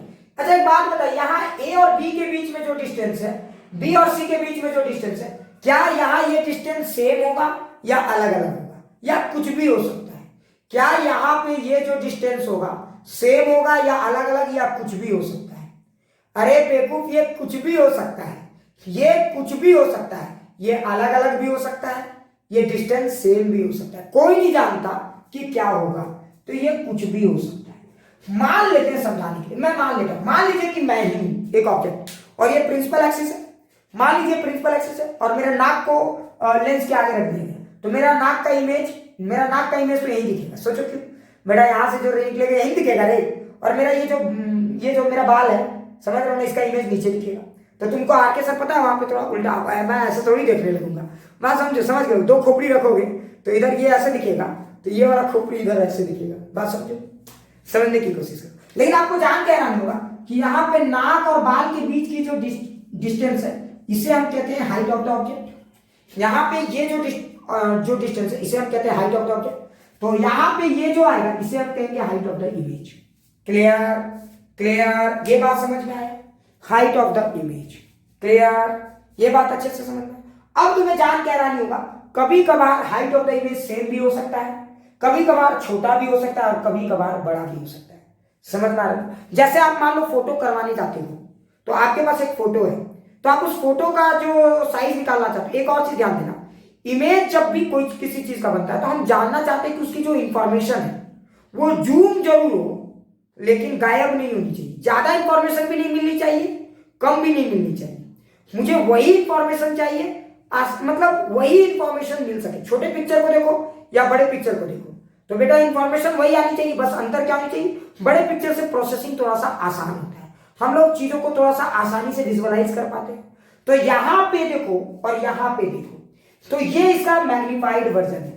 समझो बात को, मैग्निफिकेशन दो तरीके का हो सकता है, ना समझो, बड़ा भी हो सकता है। तो जब आप किसी चीज को जूम करके देखना चाहते हो, मान लो आपके पास एक फोटो है, आप उसको बड़ा सा कैलेंडर टाइप का निकालना चाहते हो, तो आपने उस फोटो को क्या कर दिया, मैग्नीफाइड कर दिया, तो हम कहेंगे कि यहाँ पे मैग्निफिकेशन ज्यादा है। तो जब कोई चीज आपको बड़ा दिखने लगता है तो उसमें मैग्निफिकेशन की जो वैल्यू आती है वो आती है ग्रेटर देन 1। ठीक है, तो ये हो रहा है मतलब जूम आउट। जूम आउट समझते हो ना, मतलब मैग्निफिकेशन ज्यादा। और अगर आपको छोटी पिक्चर मिलने लग गई तो हम कहेंगे जूम इन। समझ में आया? अगर छोटी पिक्चर मिलने लग गई तो जूम इन। ये मैग्नीट्यूड है, ये इसका साइन नहीं है, मैग्नीट्यूड। मतलब अगर मान लो 3 है, मान लो मैंने बोला कि मुझे मैग्निफिकेशन मिल रहा है 3, अभी साइन के बारे में बात करेंगे। इसका मतलब ये हुआ कि जो मुझे हाइट ऑफ द इमेज मिलेगा वो 3 टाइम्स मिलेगा। समझ में आ रहा है? समझ में आया कि जो हाइट ऑफ द इमेज मिलेगा वो 3 टाइम्स मिलेगा। तो मैग्निफिकेशन का जो फॉर्मूला होता है कि मुझे जो चीज मिल रहा है वो कितना बड़ा, कितना टाइम्स मिल रहा है, तो मैग्निफिकेशन को आप कहते हो height of the image by height of the object. So this is your formula for the magnification. क्या सही है गलत? अरे सोचो, लॉजिकली सोचो, यही होना चाहिए, height of the image by height of the object, यही होना चाहिए ना, लॉजिकली यही होना चाहिए कि नहीं? तो देखो इस तरह के मैग्निफिकेशन को कहते हैं ट्रांसवर्स मैग्निफिकेशन। क्लियर? लेकिन तुम्हें एक बात और जान के आनी होगी, इस फॉर्मूले को आप डायरेक्ट कोरिलेट भी कर सकते हो। कैसे? ये वाला जो ऑब्जेक्ट है इसका इमेज तो यहां पे बनेगा, इस ऑब्जेक्ट का जो पॉइंट है उसका यहां पे बनेगा ए डैश, और जो सी है उसका सी डैश यहां पे बनेगा। तो देखो ये, अच्छा एक बात बताओ, इसमें से एक रे पूरे गेम को डिसाइड कर सकता है, वो रे कौन सा है? सो देखो जो सी से रे जाएगा वही तो डिसाइड करके बता दो। अरे जो सी से रे जाएगा वही तो बता देगा कि ये कितना है। क्या ये बात समझ में आया? क्या ये बात समझ में आया? जो मैं कहना चाह रहा हूं वो समझ में आ रहा है कि नहीं आ रहा है? पूरा फील आ रहा है चीजें? क्या चीजें अच्छे से फील आ रही? अरे ये वाला रे तो यहाँ चला गया है ना, तो इसमें इमेज यहाँ पे बनाई। मान लो यू के लिए वी है, ठीक है, और ये वाला रे यहाँ चला गया, तो मान लो इस बी के लिए कंफर्म है, तो इसका इमेज यहाँ पे बनेगा। तो बताओ बी का इमेज यहाँ कहीं बनेगा। समझो बात, अगर आपने बी को यहाँ से गायब कर दिया तो बी यहाँ से भी गायब हो जाएगा। समझने की कोशिश करो। अगर आपने मान लो इन सारे ऑब्जेक्ट को यहाँ से हटा के सिर्फ एक पॉइंट ऑब्जेक्ट यहाँ रखा, तो इसका इमेज यहाँ पे बनेगा। बड़ा मजेदार चीज है, गजब कंसेप्ट है, मतलब मानना पड़ेगा। मैं तो दंग रहता हूँ कंसेप्ट को ही देख के, बहुत यूनिक। अच्छा, अब ये बात तो समझ में आ गई। अब बताओ, अगर कोई मुझे पूछेगा कि मैग्निफिकेशन तो height of image by height of object है, साइन के बारे में बाद में बात करेंगे, अभी हम फिलहाल मैग्नीट्यूड के बारे में बात करें, ठीक है। तो अगर आप इस फॉर्मूले को देखो, बताओ ये थीटा और ये थीटा सेम होगा क्या अलग होगा? लॉजिक से क्या ये थीटा और ये थीटा सेम होगा या अलग होगा? देखो समझो बात को, ये रे क्यों खास होते हैं वो तो पहले मैं बता चुका हूं। ये थीटा और ये थीटा सेम होगा क्या अलग होगा? सेम होगा। और मुझे पता है बेटा, अगर ये थीटा सेम तो tan theta perpendicular by base है ना। सो मैं बोल सकता हूं theta 1 is equal to theta 2। यहां से मैं बोल सकता हूं परपेंडिकुलर की जगह मैं क्या लिखूंगा? Height of object. Bye base की जगह मैं क्या लिखूंगा? u। इधर मैं क्या लिखूंगा? Height of image. By base की जगह मैं क्या लिखूंगा? v। तो देखो, मुझे height of image by height of object, अगर आप इसको लिटिल बिट रीअरेंज कर दो तो height of image by height of object ये क्या आने वाला है? v by u। समझ में आ गया? तो hi by ho is basically coming out to be v by u। ये एकदम फील आ गया? क्या ये फील आ गया? जरा ध्यान से देखो, क्या ये एकदम अच्छे से फील आ गया? एक देखो, ये हमने इंडिपेंडेंटली निकाला है, तो ये अभी जनरल फॉर्मूला नहीं हुआ है। जरा समझो, इसमें एक बार साइन पुट करेंगे तो ये जनरल हो जाएगा, इसमें एक बार साइन पुट करेंगे तो ये जनरल होगा। मैंने उस बैच में, मैं पहले वाला जो बैच पढ़ा तो उसमें मैंने पूछा था सबसे कि साइन का इंपॉर्टेंस क्या है। क्या तुम लोग ढूंढ पाए थे साइन के इंपॉर्टेंस को, या मुझे एक बार डिस्कस अलग से करना होगा इसको लेकर? साइन को लेकर मुझे डिस्कस करना होगा या तुम लोग ढूंढ लोगे? क्लैरिटी, तुम लोग ढूंढ लोगे? डी का मतलब मैं क्या समझू? तुम लोग एक और इंटरेस्टिंग चीज याद रखिए, थोड़ा फील करेंगे। एक और इंटरेस्टिंग चीज याद रखिए, ये है आपका, अच्छा ये कौन सा मैग्निफिकेशन है? मतलब ये कौन सा मैग्निफिकेशन है? क्या क्लियर? ये कौन सी मैग्निफिकेशन है? तो ये आपकी लीनियर मैग्निफिकेशन है। अच्छे से समझ में आ गया? बहुत अच्छे, ठीक है।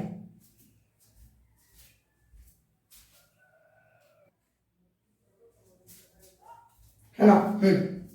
तो देखो, मैंने ये आपको बता दिया। अच्छा, ये कौन सा मैग्निफिकेशन है? एक बार फिर से बोलो सारे लोग, ये कौन सा मैग्निफिकेशन है? तो ये है आपका लीनियर मैग्निफिकेशन। क्लियर? अच्छे से समझ में आ गया? तो जरा फील करना, अगर ये आपका प्रिंसिपल एक्सिस था और अगर आपने किसी ऑब्जेक्ट को फील करें, अगर ये आपका प्रिंसिपल एक्सिस था और अगर आपने किसी ऑब्जेक्ट को ऐसे रखा तो उसकी इमेज कैसे बनेगी? समझ गए होंगे, उसकी इमेज ऐसे बनेगी, है ना। तो देखो यहां पे क्या हुआ, प्रिंसिपल एक्सिस कैसे रखा गया, तो इस तरह से जो इमेज मिलता है ना, ये क्या यहाँ पे दिखेगा, ये वाला पॉइंट्स यहाँ पे दिखेगा। तो इस तरह के इमेज को क्या बोलते हैं? लीनियर या ट्रांसवर्स। प्रिंसिपल एक्सिस के ट्रांसवर्स में रखा गया, देखो प्रिंसिपल एक्सिस के परपेंडिकुलर, है ना। लेकिन कभी कभी मेरा मन ऐसे भी तो कर सकता है, जरा फील करो।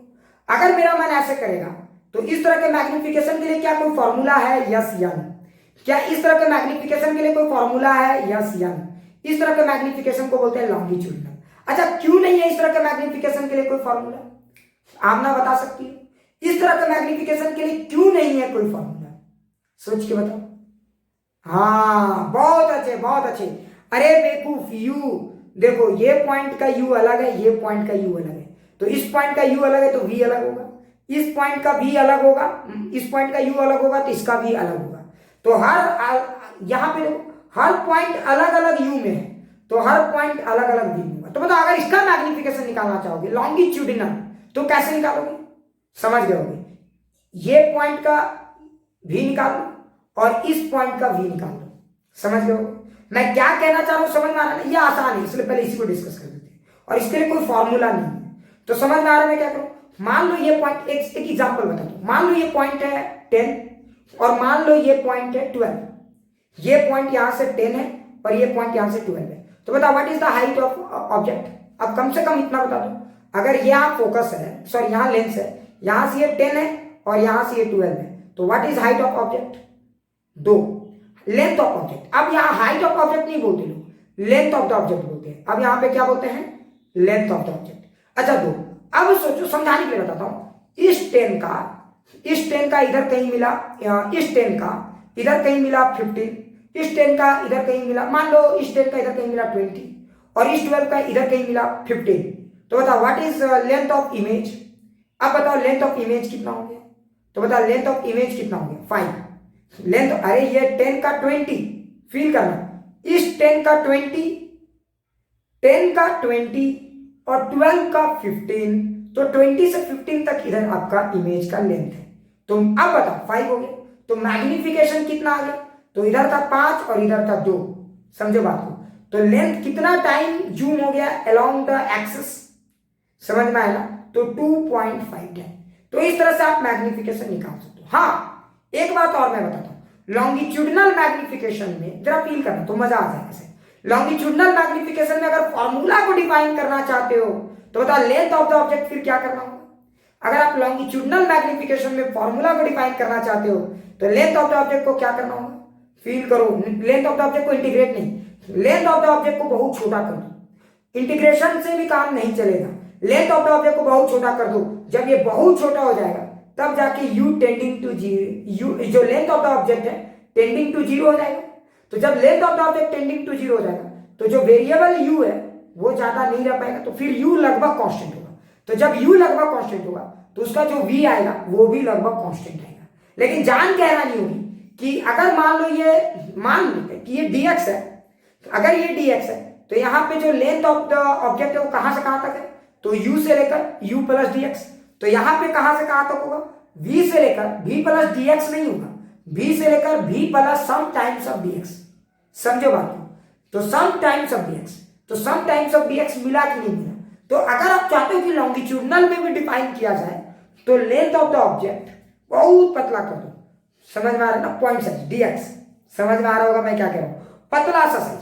अब पतला सा साइज का मतलब क्या हो, ये भी एक बड़ा इंपॉर्टेंट पॉइंट है। पतला कितना, तो मान लो अगर आपका फोकल लेंथ मीटर में है, फील करो, अगर आपका फोकल लेंथ मीटर में है और आपका अगर किसी ने बोला लेंथ ऑफ द ऑब्जेक्ट हमारा 2 mm, तो क्या इसको लगभग पतला नहीं मान सकते। मीटर के कंपैरिजन में 2 mm लगभग पतला है, मीटर के कंपैरिजन में 2 mm लगभग पतला है। बात समझो, हाँ समझ गए होगे मैं क्या कह रहा हूं। तो अगर ऑर्डर 100 के आसपास है, मेरा कहने का मतलब समझो, अगर ऑर्डर 100 के आसपास है तो आंसर डायरेक्ट भी निकाल सकते हो। अब बेटा अच्छा एक बात बताओ, 1/v minus 1/u is equal to 1/f में v का वैल्यू u का वैल्यू इतने क्लोज आएंगे कि तुम पगला जाओगे वहां पे।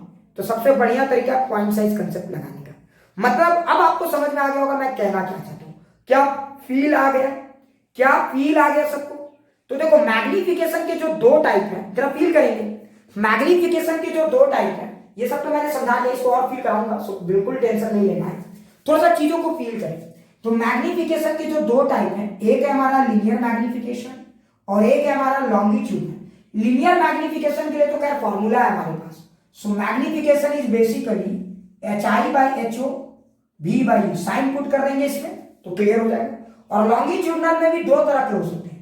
अगर लेंथ ऑब्जेक्ट हमारा ठीक ठाक है, लेंथ ऑफ द ऑब्जेक्ट हमारा ठीक ठाक है, तब आपका कोई फॉर्मूला काम नहीं करेगा, आपका बेसिक कंसेप्ट ही आपको बचाएगा। और अगर लेंथ ऑफ द ऑब्जेक्ट बहुत कम है, बहुत कम है, तब फिर यहां भी कुछ फॉर्मूला काम करेगा। तो हम लोग इन सब पे चर्चा करेंगे। पहले हमारा चर्चा इस पे फोकस है। क्या बात समझ में आ गया, क्या आपको मैग्निफिकेशन की पूरी खेल समझ में आ गई। तो कुल टोटल मैग्निफिकेशन में 3 तरह के सवाल पूछे जा सकते हैं। क्लियर, क्या अच्छे से समझ में आ गया, क्या अच्छे से। और जिसको मैं ईमानदारी से बता रहा हूं, जिसको मैग्निफिकेशन का कंसेप्ट क्लियर हो जाएगा, उसको velocity of object, velocity of image के बीच में रिलेशनशिप निकालने में कभी भी किसी भी जिंदगी में दिक्कत नहीं हो सकता। वो मतलब 5 मिनट के थ्योरी में समझ जाएंगे कि लेंथ, ये velocity of object, velocity of image वगैरह कैसे निकाला जा सकता है। तो क्या मुझे लगता है ये बात मैं एकदम जम के समझा दिया। क्या ये कंसेप्ट आपको क्लियर हो गया, प्लीज एक बार मार्किंग करो, है ना। ठीक है, तो किसी को चिंता नहीं करना है, किसी का क्लास है या किसी का कुछ है तो आप एकदम इंपॉर्टेंट क्लासेस कीजिए, क्योंकि ऑप्टिक्स पे आप मेरे ऊपर प्रेशर मत बनाइए। अगर आप मेरे ऊपर प्रेशर बनाएंगे तो फिर मैं कॉम्प्रेस करके पढ़ाने लगूंगा, और आप समझिए कॉम्प्रेस करके पढ़ाऊंगा तो आपको जो वीडियो मिलना था वो भी नहीं मिल पाएगा। ठीक है, तो एकदम आराम से पढ़ो ना, हौच-पौच नहीं करना है, एकदम आराम से पढ़ो। ठीक है, अरे आपको फील करा दूंगा, पूरी जिंदगी भूलने नहीं दूंगा, इतना तो जरूर बता दूंगा। ठीक है, अब जैसे इस फॉर्मूले को थोड़ा और अच्छे से देखो। है ना। तो मैंने क्या लिखा था, अब देखो, अब मैं डायरेक्ट कर सकता हूं। मैंने क्या किया, ये रे गुजारा, ये आपका है हाइट ऑफ ऑब्जेक्ट। मैंने क्या किया, हाइट ऑफ इमेज, ये आपका आया u, ये आपका आया v। मैंने थीटा सेम किया, तो मैं क्या लिखा, ho by u is equal to H I by V, है ना। जब मैंने इसको लिटिल बिट रीमॉडिफाई किया, H I by H O is equal to V by U, है ना। अब मैं इसमें एक जनरल फॉर्मूला में डिराइव करना चाहता हूं। जनरल कहने का मतलब क्या है, अब जनरल मैं क्यों करना चाहता हूं, ये एक बड़ा सुंदर सा सवाल है। जनरल इसलिए करना चाहता हूं, हाँ विद साइन करेंगे तो जनरल हो जाएगा, लेकिन क्यों करना चाहते हैं, क्योंकि हमने यहाँ पे जो माना, जरा फील करो, हम लोग जो रे डायग्राम माने वो एक, अगर आप यही लिख के छोड़ देते हो, फील करो बातों को समझने की कोशिश, अगर आप यही लिख के छोड़ देते हो तो पर्टिकुलर किसी रे डायग्राम के लिए तो वैलिड हो सकता है, लेकिन वो जनरल नहीं हो सकता। इसके बारे में हम अलग से विस्तार से चर्चा करेंगे, प्लीज डोंट टेक टेंशन, ठीक है। अभी फिलहाल एक बार साइन पुट करो सब, तो एच आई का माइनस, देखो एच आई का माइनस एच ओ का प्लस, है ना, ये वाला साइन इधर की तरफ माइनस, इधर की तरफ प्लस, और रे ऐसे जा रहा है तो v का साइन माइनस, सॉरी v का साइन प्लस, रे ऐसे जा रहा है तो v का साइन प्लस, u का साइन माइनस। तो जब आप साइन के साथ देखोगे तो H I by H O, ये साइन के साथ है। अब ये रियल फॉर्मूला हो गया मैग्निफिकेशन का, is equal to minus v by u. So this is your clear. Calculation एक बार चेक कर लेना, कहीं कुछ एरर होगा तो वो सब चेक कर लेना, ठीक है। कैलकुलेशन एक बार चेक कर लो, नहीं ये माइनस माइनस प्लस हो जाएगा, ठीक है, यहाँ पे माइनस रहेगा, ये v बाई यू, ठीक है। तो ये देखो माइनस माइनस यहाँ जाके प्लस, तो H I by H O v by u. So this is the formula for the magnification. Clear, क्या ये सबको समझ में आ गया। अब जैसे कुछ लोग आपको ट्रिक रटा देते हैं, ट्रिक क्या रटाते हैं, देखो कुछ लोग आपको ट्रिक रटाते हैं, मैं आपको फील करा दूंगा ये सही है यार। 1 by v minus 1 by u equal to 1 by, तो लोग बोलते हैं यहाँ चूंकि माइनस है तो मैग्निफिकेशन आप क्या लिखोगे, प्लस वाला v बाई यू। और जब यहाँ पे प्लस होगा, देखो ये आपको लेंस का मैग्निफिकेशन बता देते हैं और आपको मिरर में रटवा देते हैं 1 by v plus 1 by u equal to 1 by. देखो मुझे भी सब कुछ याद है, लेकिन मैं कुछ भी दिमाग नहीं लगाना चाहता। देखो मैंने कैलकुलेशन किया, गलत आ गया, निगेटिव लिख दिया, बात को समझो, मतलब मैं कैजुअल चलता हूँ, मैं दिमाग नहीं लगाता। मुझे तो ट्रिक पता है कि माइनस का प्लस ही आएगा, बात समझो। आपको भी ट्रिक पता होगा, यहाँ प्लस है यहाँ माइनस आ जाएगा, तो माइनस v बाई यू, है ना। लोग ऐसे रखते हैं, लेकिन इससे मुझे फील नहीं आ पा रहा है कि प्लस साइन का लॉजिक क्या है, माइनस साइन का लॉजिक क्या है। क्लियर, तो चलिए अब थोड़ा सा साइन को भी और बेहतर तरीके से फील करते हैं, ठीक है। समझाओ, इसको मिटा दूं क्या, इसको मिटा दूं, मजा आ जाएगा। साइन को समझोगे मजा आ जाएगा, क्या मिटा दूं, अरे मिटा दूं भाई, कोई एक तो यस सर बोलो, बहुत अच्छे, थोड़ा और समझा दो, ठीक है। साइन, आप साइन को बेहतर तरीके से फील कर पाओ, ठीक है। साइन को थोड़ा सा अच्छे से समझना चाहोगे या रट्टा मार के देखना चाहोगे, बोलो। साइन को थोड़ा और जूम करके बताएं, साइन को थोड़ा और जूम आउट करें क्या, साइन को थोड़ा और जूम आउट करें, ठीक है। चलो देखते हैं। अब मेरे दिमाग में एक सवाल उठता है कि सर जब आप मैग्निफिकेशन लिखते थे तो दो चीजें लिखते थे, जरा मजा आएगा, देखते हैं। अभी फॉर्मूला को भी रिलेट करेंगे, साइन को भी रिलेट करेंगे, सब चीज रिलेट करेंगे, सब चीज एक दूसरे से रिलेटेड है। तो एक तो होता है साइन और एक होता है मैग्नीट्यूड। मैग्नीट्यूड बताता है कि कितना बड़ा बनेगा, मैग्नीट्यूड बताता है कि कितना बड़ा, है ना।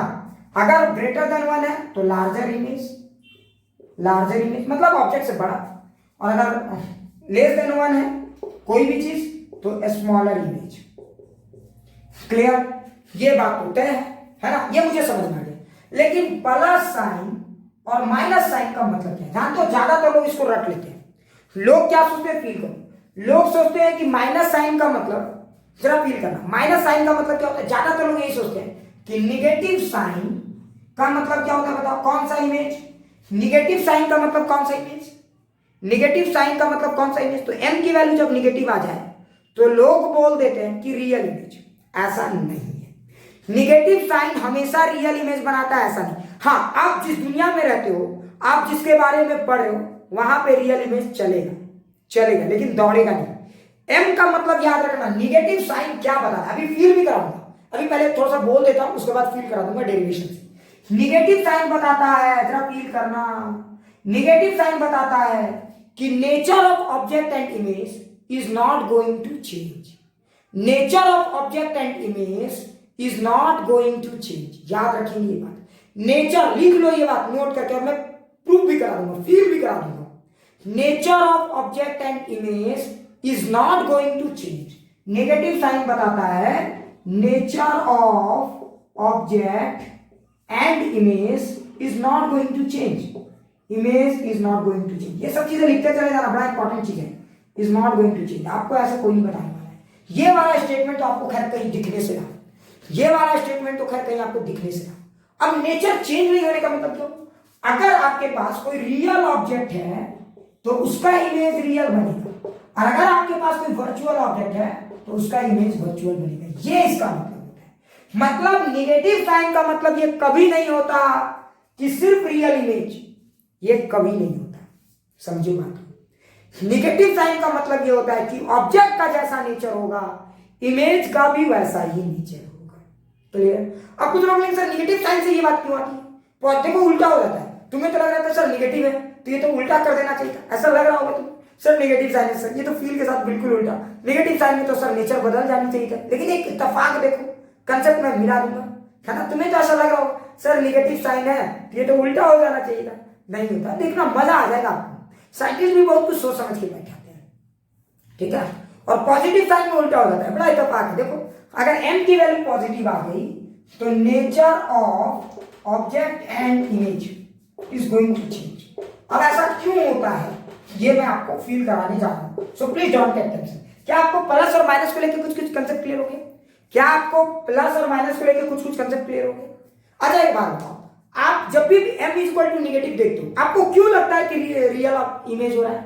अरे बेवकूफ, क्योंकि जो चीज आप डिफाइन करते हो वो रियल ऑब्जेक्ट के लिए पढ़ते हो, तो आपको सारी की सारी मैथमेटिक्स, सारी की सारी फिजिक्स सिर्फ रियल ऑब्जेक्ट के लिए पढ़ाई जा रही है, इसीलिए सब कुछ आप रियल ऑब्जेक्ट के पर्सपेक्टिव में देख रहे हो, जबकि ये अधूरी कहानी है।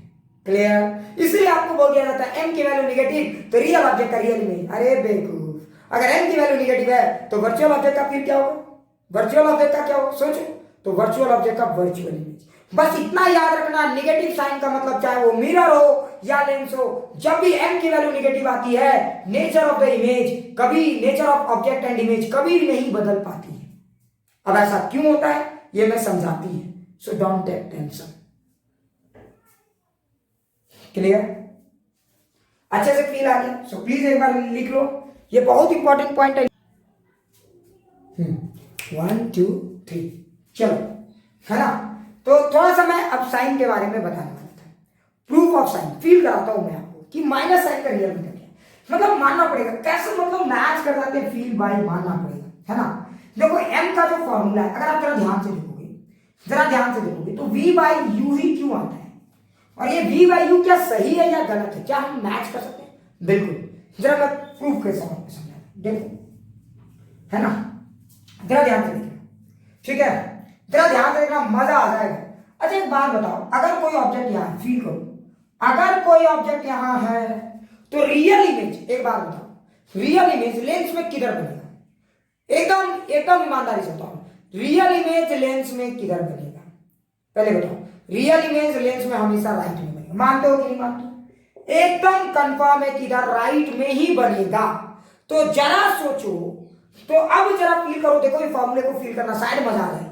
तो बेटा लेंस में रियल इमेज हमेशा राइट में बनेगा, मतलब ये हुआ कि लेंस में अगर ऑब्जेक्ट और इमेज का नेचर सेम रखना है, फील करें, रट्टा नहीं मारेंगे, अगर ऑब्जेक्ट और इमेज का नेचर सेम रखना है तो अगर ऑब्जेक्ट इधर है तो इमेज पक्का इधर बनना चाहिए। समझ में आया? मतलब दो अलग अलग साइड। क्या ये बात समझ में आई? इसका मतलब हो गया दो अलग अलग साइड। समझो बात को, अगर दो अलग अलग साइड हो गए, सोचो, क्योंकि बेटा लेंस है, जरा सोचो, ये तो बेटा लेंस है, तो अगर कोई ऑब्जेक्ट हमारा रियल इधर है तो इमेज तो पक्का इधर ही बनना चाहिए। तो बेटा अगर एक प्लस साइन है तो एक पक्का माइनस साइन होना चाहिए। फॉर्मूले को जरा ध्यान से देखो, तो v बाई यू ही क्यों लिखा गया, जरा सोचो, जरा सोचो, फील करो।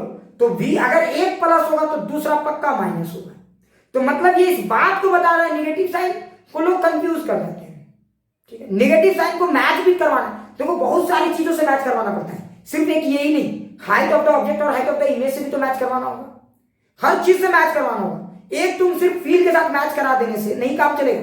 कुछ लोग बोलते सर नेगेटिव साइन को उल्टा कर देते, अरे बेवकूफ, उल्टा कर देते तो सारी चीजें उलट पुलट हो जाती। समझो यहां कंसेप्ट क्या कहता है, नेगेटिव साइन आ रहा है मतलब दो अपोजिट अपोजिट साइड। जरा देखो फॉर्मूला कहता है, मैं कुछ नहीं कर रहा, नेगेटिव साइन देखो पहली बात समझो, ये v बाई यू ही क्यों है? ये माइनस होते तो क्या होता, गड़बड़ हो जाता ना, समझो। मिरर में माइनस ही क्यों है, minus of v by you क्यों है, जरा फील करो। तो देखो पहला बात तो समझो कि यहाँ पे आप v के साइन को देखो और u के साइन को देखो, तो आपको एक बात तो समझ में आ गया कि दोनों का साइन अपोजिट है। अगर एक प्लस में है तो एक माइनस में है, जरा ध्यान से देखो। तो मतलब ये वाली वैल्यू अगर आप चाहते हो कि नेचर ऑफ ऑब्जेक्ट और इमेज बचा रहे तो m की वैल्यू पक्का निगेटिव ही आएगी। क्या ये बात फील आ रही, m की वैल्यू पक्का निगेटिव ही आएगी। अगर सोचो अगर आपको इमेज भी इधर ही कहीं मिल गया तो बता अब क्या हो, अगर आपको इस ऑब्जेक्ट का इमेज भी इधर ही कहीं मिल गया तो देखो अब यहाँ पे v और u सेम साइड के हो गए। अगर सेम साइड हो गया तो साइन भी सेम, और अगर साइन सेम हो गया तो कहानी समझ गए होगे क्या आने वाला है, कहानी समझ गए होगे क्या आने वाला है, m की वैल्यू पॉजिटिव।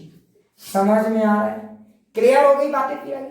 मतलब निगेटिव साइन ही बताता है कि सेम नेचर है, तो आपको रटने की जरूरत नहीं। आप फॉर्मूले को देखो ना v बाई यू, तो सेम नेचर कब मेंटेन करके रखेगा ऑब्जेक्ट, रियल ऑब्जेक्ट अपने रियल इमेज को कब तक बरकरार रखेगा, जब अपोजिट साइड में बनेगा तब तक। फील भी तो यही कहता है। तो नेगेटिव साइन आप हर समय नेगेटिव मत सोचो, कभी कभी नेगेटिव ना आपके लिए पॉजिटिव भी हो सकता है। अब यहां तक तो ठीक है। अच्छा आप सोचो, एक तो पहली बात ये होगी। दूसरा अगर आप देखोगे तो height of the object by height of the image, इसको भी तुम इसके भी तो डेको को मेंटेन करना होगा। बात को समझो, क्योंकि तुम जानते हो अगर कोई ऑब्जेक्ट इधर है तो उसका इमेज तो इधर ही बनना है ना। हाँ, रियल इमेज तो हमेशा इधर ही बनना है ना। जरा देखो तो इधर ही बनेगा ना भाई। अब तो इतना कॉन्फिडेंस आ गया होगा, क्योंकि ये रे ऐसे तो जाएगा नहीं, ये रे तो बेटा अनडेविएटेड इधर ही जाएगा, मतलब इमेज तो बेटा इधर ही कहीं बनना है। बात को समझो। तो फिर से अगर माइनस साइन रहेगा तब यहां से भी तुम देखोगे तो हाइट ऑफ द ऑब्जेक्ट और हाइट ऑफ द इमेज, समझो बात, फिर से माइनस आएगा, एक प्लस एक माइनस। तो देखो पूरी तरह से ये चीजें फील के साथ मैच करती है। लेकिन मिरर में क्या होता है, फील को मिरर में एक बात बताओ, अब सोचो इसको मेंटेन करवाना पड़ता है उल्टा। तो देखो ये बोलना बड़ा अच्छा लगता है कि m की वैल्यू नेगेटिव, देखो ज्यादा अच्छा क्या बोलना है, देखो m की वैल्यू नेगेटिव, इससे ज्यादा क्या एकदम कंफर्म क्या होता है, मतलब रियल बोलना ज्यादा अच्छा है या इन्वर्टेड बोलना ज्यादा अच्छा है। m की वैल्यू नेगेटिव क्या शो करता है, ज्यादातर लोग बोलते हैं रियल एंड इन्वर्टेड। बेकूफी। ज्यादा अच्छा क्या होता है m की वैल्यू नेगेटिव बोलने का, समझने की कोशिश करो। m की वैल्यू नेगेटिव ज्यादा कंफर्म क्या देगा, रियल एंड इन्वर्टेड। क्या कंफर्म आइडिया देगा, इन्वर्टेड। याद रखेंगे m की वैल्यू नेगेटिव का मतलब होता है इन्वर्टेड। समझ में आ गया। और इन्वर्टेड इमेज, क्लियर, इन्वर्टेड, ये इन्वर्टेड है। हाँ, अगर कोई आपका ऑब्जेक्ट रियल है तो उसका इमेज रियल बनेगा। अगर कोई ऑब्जेक्ट आपका वर्चुअल है और वो इन्वर्टेड है तो उसका इमेज भी वर्चुअल बनेगा और इन्वर्टेड ही बनेगा। तो ये बोलना ज्यादा अच्छा लगता है, ये बोलना। रियल बोलना ना मिसलीड कर जाता है चीजों को, रियल बोलना ना मिसलीड कर जाता है चीजों को, समझे।